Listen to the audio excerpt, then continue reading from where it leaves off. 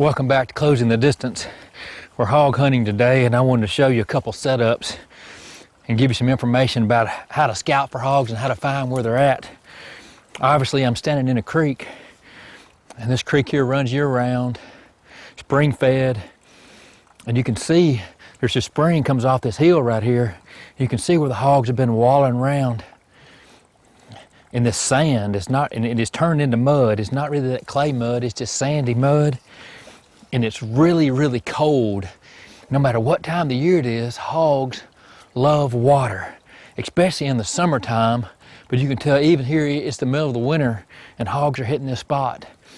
But when you find hog sign like this, what you have to keep in mind,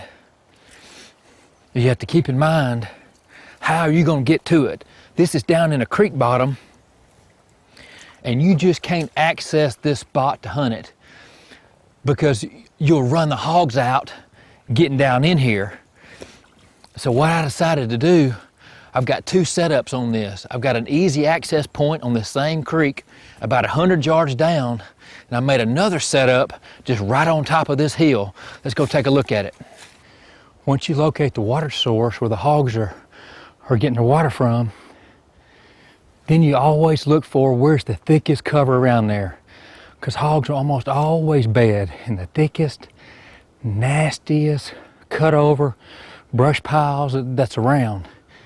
And right here behind me is an old clear cut. It's thick, it's woolly. There's hog trails all through it, a lot of hog sign. It's easy to see where the hogs are bedding back there. But I still have the problem, you can't access it. I can't access the hog's bedding area without getting busted. I can't access this water without getting busted. Let's go back up on top of the hill, just right up here, and I'll show you my setup and show you what my thought process was to killing a hog.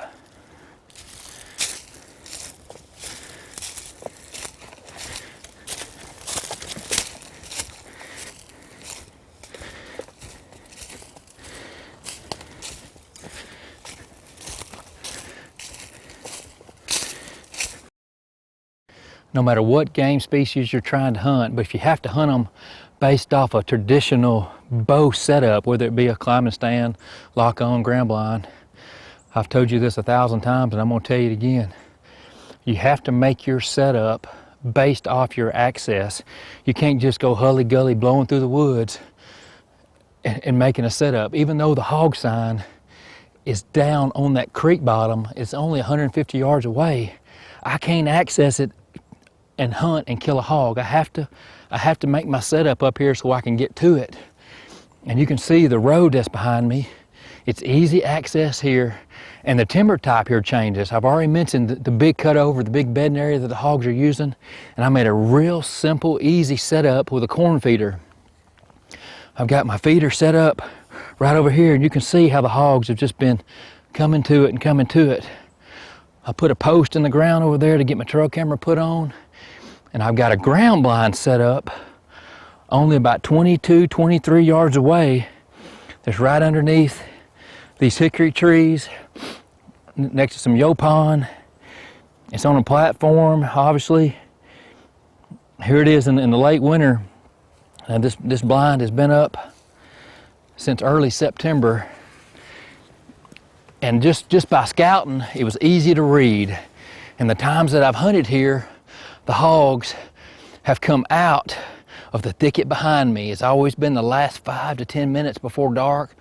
Usually when I sit here, I'm seeing 5 or 6 hogs, 10 hogs, 11 hogs at a time. It's an easy spot because I'm in that ground blind. I can run my ozonics.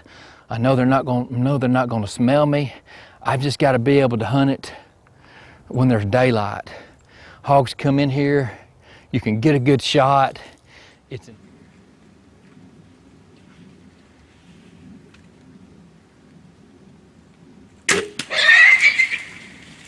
There's that new 75 grain executioner. Blood up to the fletching.